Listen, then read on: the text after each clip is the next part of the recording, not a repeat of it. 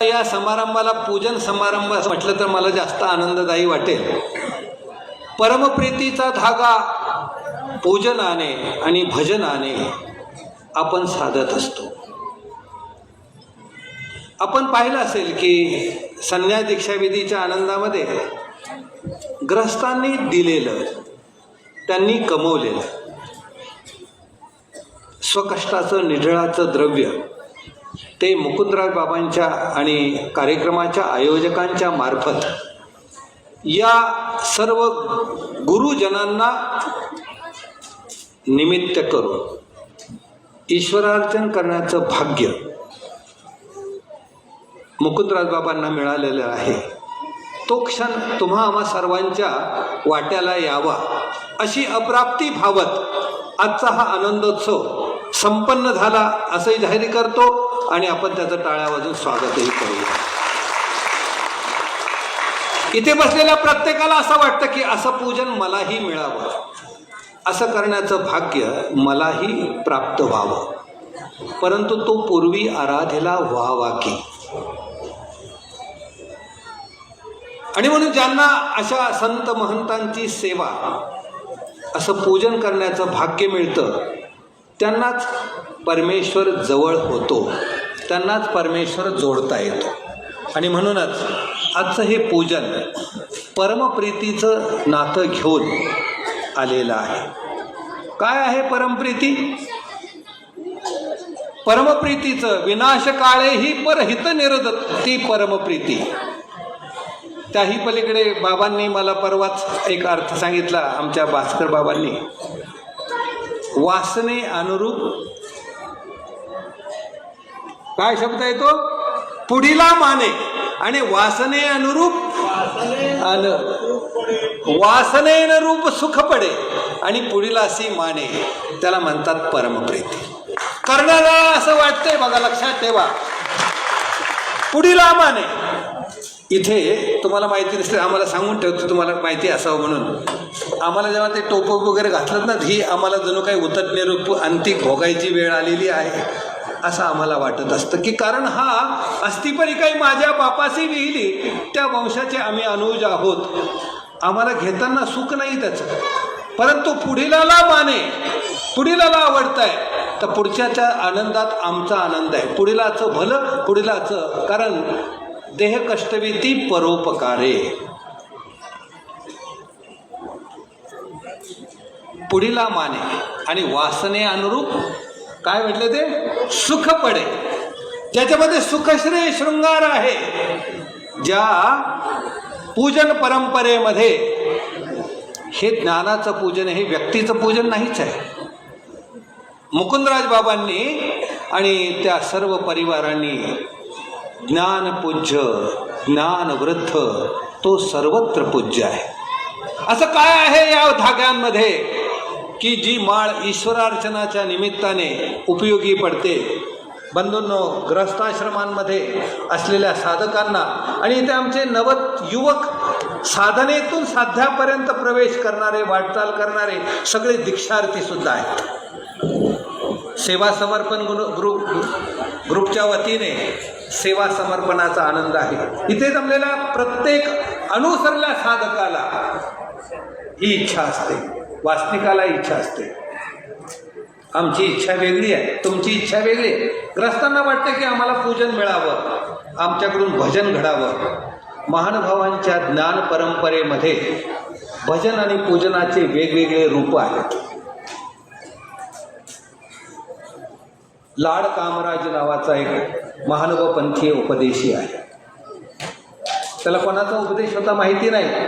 महानुभाव पंथाच्या पंथ परंपरेमध्ये उपदेश कोणाचाही घ्या, नाम मात्र एकच सांगितलं जातं की महानुभावांची एक देव एक धर्म ही परमप्रीती आहे.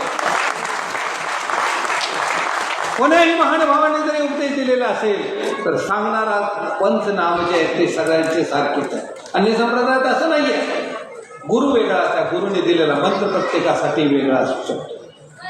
लाड कामराजाला महानुभाव पंथाचा उपदेश आहे. त्याच्याच दरबारामध्ये विसदेव नावाचा एक कामराजाच्या पदरी मुनी कमळाकर व्यासांचा अनुग्रहित दुसरा एक उपदेशी त्यांच्या घरी कामाला आहे. तो राजा आहे.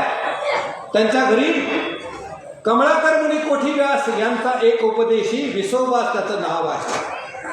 तो कामाला आहे. कर्मधर्म संयोगाने काहीतरी त्याच्यावर आळंच येतो.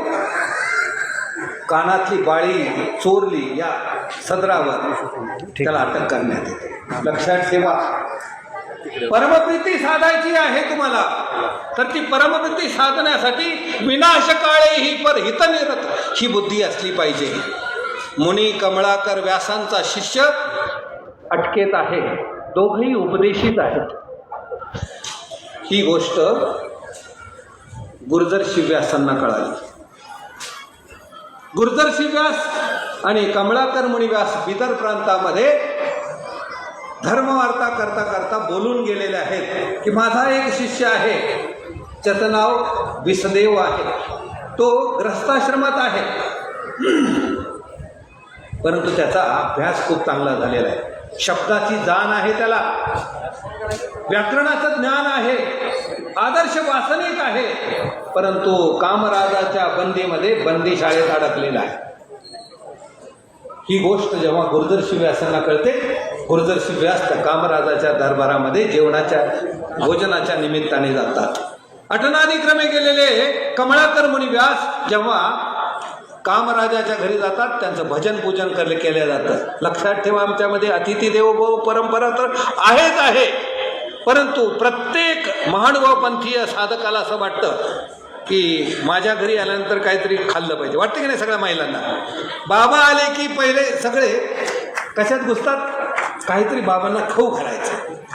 महानुभाव पंथाच्या पंथ परंपरेमध्ये आम्हाला याचा सार्थ अभिमान आहे की आमच्या या फलटण नगरीमध्ये खाऊ घालण्यामध्ये जी आवडी आणि परमप्रीती महिलांची आहे ती आम्हाला इतर कुठल्याही संत परंपरेमधल्या मठमंदिरांमधून आढळत नाही. कारण ती ईश्वरनिष्ठा परमार्गाच्या साधनाप्रती आहे. तुम्हाला सगळ्यांना माहिती असेल की तीर्थक्षेत्रात बसलेल्या लोकांना, आता बोकरच्या बाबांना किती अडचणी माहितीच आहे. स्थानापाशी वेळी या वेळी आलेल्याला खाऊ पिऊ घालणे ही आमच्या महानुभावांची, खास करून महिलांची परंपरा, उज्ज्वल परंपरा आहे. झालं, आतिथ्य झालं. लाड कामराजाने गुर्जरशी व्यासांना खाऊ पिऊ घालण्यासाठी भजन पूजन झालं, संकल्प सोडला, ताट समोर मांडल्या गेलं आणि गुर्जरशी व्यासांच्या डोळ्यातून अश्रुपात होत आहेत. गुर्जरशी व्यासांच्या डोळ्यातून अश्रुपात होत आहेत. गुर्जरशी व्यास म्हणतात, नाही मी जेवणार नाही. कल्पना करा, तुमच्या आमच्या घरामध्ये एखादा संत आलेला आहे, एखादा महंत आला, एखादा अधिकरण आलेला आहे आणि त्याने ताट आखडलेलं आहे. त्याने सांगितलं की मला नाही जेवायचं, मी जेवणार नाही. तुझ्या त्या बंदीशाळेमध्ये माझा एक नामधारक वासनिक आहे, त्याला सोडवत असशील तर मी जेवतो. तुमच्या पुढे धर्मसंकट पडलं तर तुम्ही काय करणार? अडचणीत येणार की नाही? आणि मग त्या कामराजाने सांगितलं, बाबा जेवा, मग नंतर बघू. आता ते आमचं खाजगी मॅटर आहे किंवा ते कार्मिक वेगळा प्रकार आहे. नाही म्हणाले, विसदेव सारखा शिष्य बंदी शाळेमध्ये आहे आणि मी जेवण माझ्या धर्माला सुचत नाही आहे, माझ्या धर्माला पटत नाही, माझ्या धर्मात बसत नाही आहे. आम्ही या सर्व संत महंतांचं जे पूजन करतो त्या पाठीमागे रहस्य दडलेलं आहे, ते धर्माला आधार आहेत. तुमच्या धर्माला सुरक्षित ठेवण्यासाठी त्यांच्या हातातली गाठी काम करत असते. बंधूंनो, आज दीक्षार्थीच्या धर्मसिद्धीसाठी एवढे सगळं जे गुरुकुळ जमा झालेलं आहे ते कशासाठी आहे? त्यांच्या हातातली गाठी, त्यांच्या हातातलं स्मरण हे त्यांचं धर्म संरक्षण आहे. आता धर्मसंकट पडलं, शेवटी त्यांनी सांगितलं, बघा आमच्यामध्ये कुछ पाने के लिए कुछ खोना पडता है. कामराजाने सांगितलं की मी सोडतो, एका अटीवर सोडतो. ते जर दीक्षा घेणार असतील तर मी सोडून देतो त्यांना. आता पुन्हा प्रश्न पडला